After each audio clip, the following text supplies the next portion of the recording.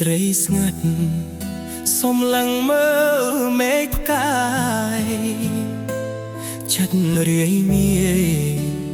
នឹកដល់គ្រាកន្លងធ្លាប់មានអូនដើរក្បែររូបអូនតែពេលនេះនួនអ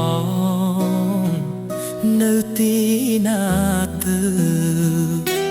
ខ្យល់ត្រជាក់បងមកប៉ះកាយបងចិត្តនឹកនួនល្អងចង់ដឹងសុខទុក្ខស្រីតើជីវិតអូន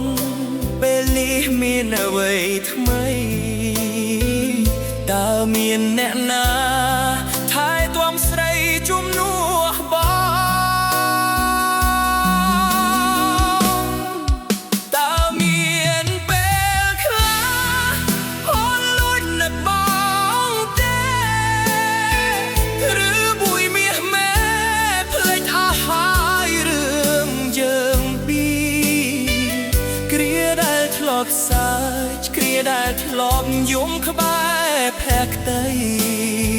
តើអូននៅចងចាំឬក៏រលាយបាត់អស់ហើយទោះបីពេលនេះយើងមិនអាចនៅក្បែរគ្នាតែចិត្តបងនៅតែបន់ស្រស់ដល់ទេមតាសូមឲ្យស្រីថ្លៃ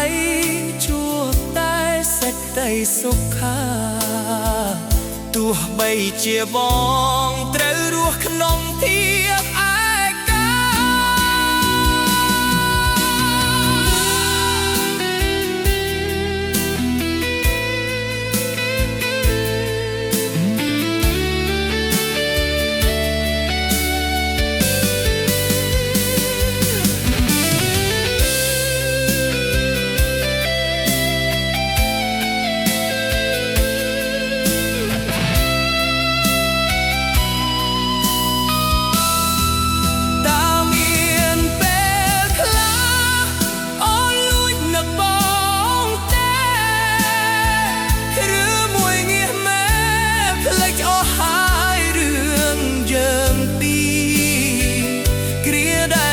ផ្សាយឆ្ពីដែលធ្លាប់យំក្បែរភក្តីតើអូននៅចងចាំឬក៏រលាយបាត់អស់ហើយនៅតែនឹកអូនទោះគ្មានសង្ឃឹមនៅតែចាំអូនរហូតត្រៀងរាល់ថ្ងៃមាននឹកបងទេ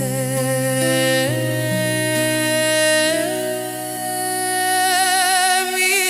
នស្មេ